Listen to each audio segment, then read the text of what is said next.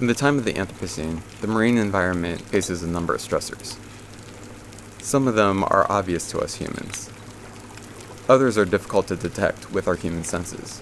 That makes it more difficult to teach about those issues and build policies around them. In my article, An Anthropologist Fails to Become a Fish, I reflect on my ethnographic research into underwater noise pollution and reflect on how anthropology can work with environmental education to create new strategies to understanding these difficult to detect stressors. 2017, I started working with divers on a marine tourism vessel going out to the Great Barrier Reef from the Port of Cairns. The idea was to dive with them and learn how they understood the world of marine creatures and understood the influence of noise on the marine environment. I quickly realized how hard it is to hear underwater noise.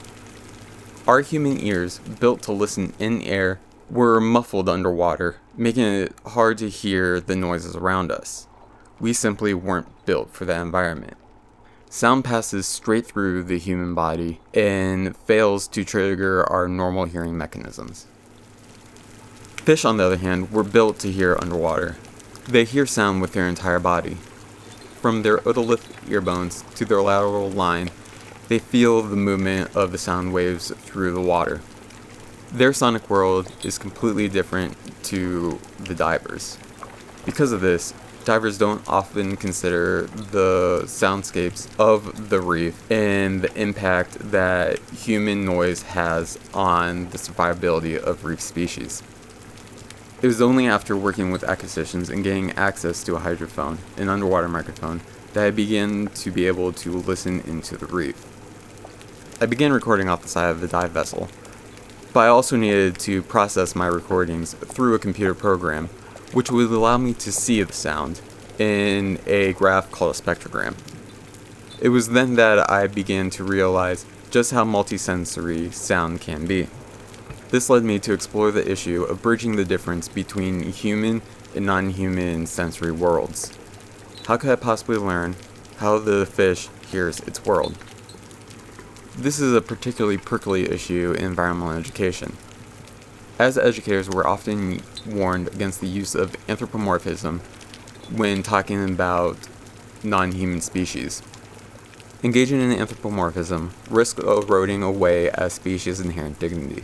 But the opposite, mechanomorphism, risks negating a species' agency. To find a way forward, I turned to my own discipline of anthropology.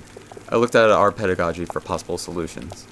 We're no strangers to teaching about experiences beyond ourselves.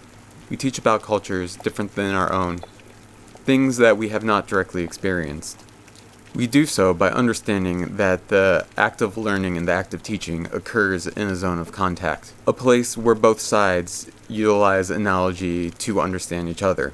By applying a zone of contact to understanding multispecies sensing, I created a new analytical model I call critical anthropocentrism. The gist is that we as humans cannot fully understand another species' sensorial world, and we may never be able to do that because of the limits of our senses and our understanding through them. We can only understand through analogy. In critical anthropocentrism, we pay attention to the transformation of knowledge through these analogies, whether it be through technology or through conventions of speech. I can only hear the fish's world through audio technology. I can only interpret the sound by putting it into human perspective. What I hear is not what the fish hears, but is not what I would naturally hear as a human either. As a human, it may be the best that I can do to understand underwater noise pollution, but it still is a better place to start devising policy. When it comes to education, I believe it's necessary to go beyond practices of immersion. Immersion will only let students know what it's like to be in that environment as a human. We need transformative practices like the use of technology to better understand the life worlds of non-human species. This way, we can better understand their environmental needs and the impact that we as humans have on the ecosystem. Using critical anthropocentrism in education, we devise lessons that pay attention to these transformations. By paying attention to these chains of transformations that let the student sense like a non-human, we can focus on what differentiates each species and how they live in their world. The students also learn what it takes to grapple with non-human worlds. You can even take the step further by incorporating artistic practice.